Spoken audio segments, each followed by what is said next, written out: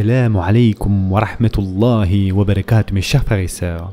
Aujourd'hui, Inch'Allah, nous allons voir l'importance de faire de l'au-delà sa principale préoccupation. Mes chers frères et sœurs en islam, tout croyant, en recevant d'autrui un quelconque bienfait, ne peut que lui être reconnaissant, n'est-ce pas, le remercier et faire des invocations en sa faveur. Même un verre d'eau servi avec gratitude mérite par politesse un remerciement. Et Allah Azza wa Jal nous dit dans le Coran, et si vous comptez les bienfaits d'Allah, vous ne saurez pas les dénombrer, car Allah est pardonneur et miséricordieux.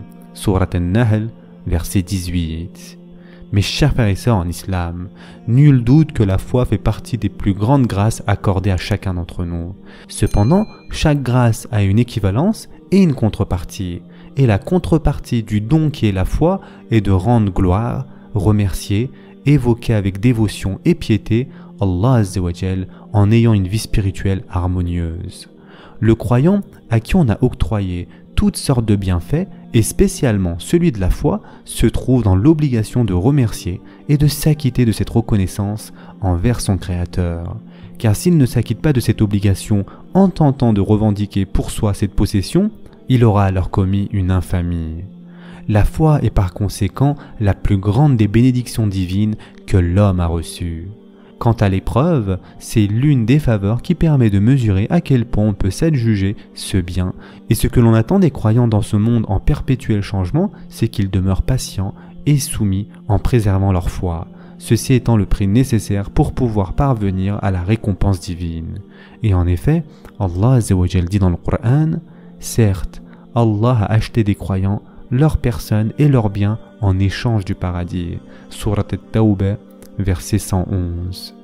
Mes chers frères et sœurs en islam, le temps que l'on passe sur terre ne peut être comparable au plaisir de l'éternité de l'au-delà, car le résultat des épreuves subies sur terre définira l'endroit où nous vivrons éternellement, soit donc dans un bonheur éternel dans l'au-delà qui est le paradis, soit une souffrance éternelle dans ce lieu que l'on nomme l'enfer. La direction et le chemin que le serviteur empruntera définiront une préférence soit pour l'au-delà, soit pour le monde d'ici-bas. Et à cet égard, faire preuve d'inconscience dans le choix de la vie future ne peut être qu'associé à de l'incrédulité, puisque le temps que l'on passe sur terre ne représente en fin de compte qu'un court instant. C'est pour cette raison, mes chers frères et sœurs en islam, qu'il est très important d'être conscient que chaque jour qui passe rapproche de plus en plus l'homme de la tombe. Alors, quel est donc le sens de la vie? Quel est donc son but? Pourquoi le monde a-t-il été créé pour les humains? D'où sommes-nous venus et où allons-nous? Voilà donc les questions que l'on doit se poser, les questions auxquelles on doit réfléchir et méditer. Mes chers frères et sœurs en islam, le jour du jugement dernier, la chose dont on aura le plus besoin nous est dévoilée dans le Coran. Et en effet, Allah Azza wa Jal dit, le jour où ni les biens ni les enfants ne seront d'aucune utilité, sauf celui qui vient à Allah avec un cœur saint. Sourate Ash-Shu'ara, versets 88 et 89. Donc avoir un cœur pur est essentiel pour se préparer au voyage qui nous emmènera dans la vie future avant que la tombe ne nous appelle. C'est à cause de cela qu'il faut bannir les choses qui nous éloignent de notre Seigneur, c'est-à-dire purifier son cœur, l'affiner et considérer tous les bienfaits qui nous ont été octroyés ici-bas comme un salut et un bonheur offert par Allah Azza wa Jal. Mes chers frères et sœurs en islam, les croyants qui ont atteint la perfection en ayant un cœur pur et une bonne morale auront conscience d'être au summum parce qu'ils seront toujours avec Allah Azza wa Jal. Ils sentiront toujours le fait d'être en sa présence sous ses caméras invisibles et à chaque instant, ils penseront à ces versets dans lesquels Allah Azza wa Jal dit « C'est lui qui a créé les cieux et la terre en 6 jours, puis il s'est établi sur le trône. Il sait ce qui pénètre dans la terre et ce qui en sort, et ce qui descend du ciel et ce qui y monte. Et il est avec vous où que vous soyez. Et Allah observe parfaitement ce que vous faites. » Sourate Al-Hadid, verset 4.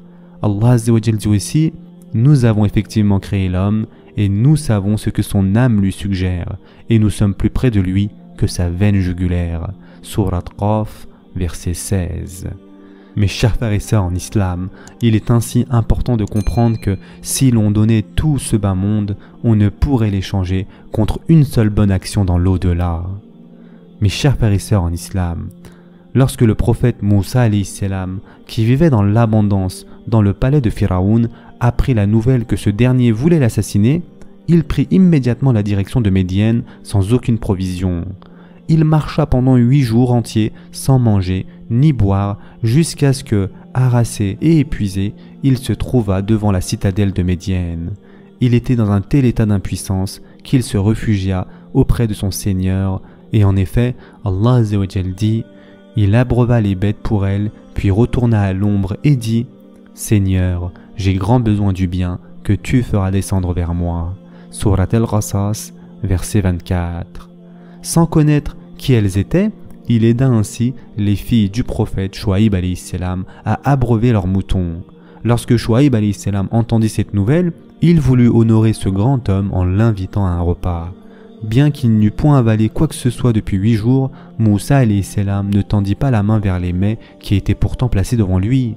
Il s'adressa à Chouaïb alayhi salam en ces termes. « Nous venons d'une telle famille que si l'on nous donnait le monde, nous ne l'échangerions pas contre une bonne action dans l'au-delà. » Chouaïb alayhi salam fut très satisfait de cette réponse et lui répondit « Ce repas ne t'est pas servi à cause de l'assistance que tu as apportée à mes filles, mais parce que tu es un invité d'Allah. » Sur ce, Moussa alayhi salam accepta l'offre. Voilà donc l'exemple de ce que peut être l'au-delà, un exemple qui se répercute sur la conduite. Mes chers frères et sœurs en islam, Wasila ibn Asqa radiallahu an représente un autre exemple probant de cette maturité spirituelle. Il raconte donc à la première personne ceci. C'était un jour où l'on devait partir pour la campagne de Tabouk. Pour y participer, je ne possédais ni force physique ni monture, et pour ne pas rester en retrait par rapport à la bataille annoncée, sur la grande place de Médine, je m'exclamais ainsi devant mes frères musulmans. En échange de ma part de butin, qui veut me prendre sur sa monture? Un vieil homme parmi les Ansar me proposa de monter sur sa monture à tour de rôle et de m'emmener au combat. Je fis donc le chemin avec ce pieux personnage. Par la suite, Allah Azza wa Jal nous accorda un butin et ma part échue fut un certain nombre de chameaux que j'emmenai à ce vieil ami qui me dit « Prends tes chameaux et emmène-les. » Selon l'accord que nous avons eu, ces chameaux t'appartiennent. Mais il refusa et il ajouta « Oh mon ami, prends ton butin, moi je n'ai voulu aucune part terrestre. Moi je t'ai emmené jusque là-bas parce que je pensais à la rétribution que ma bonne œuvre me rapporterait dans l'au-delà en espérant qu'Allah Azza wa Jal soit satisfait de moi. » Et ceci a été rapporté par Abu Daoud. Cet honorable Ansar préféra ainsi obtenir la récompense qui était prête à lui être accordée dans l'au-delà plutôt que de posséder un troupeau de chameaux qui, à cette époque, était un bien particulièrement considérable. Ainsi, pour pouvoir faire une bonne action au nom d'Allah Azza wa Jal, il a été dans la capacité de renoncer à un bien matériel aussi précieux. Ce sera tout pour aujourd'hui. Je vous souhaite dès maintenant un bon iftar. En attendant, prenez soin de vous mes chers frères et sœurs et à très prochainement, Inch'Allah.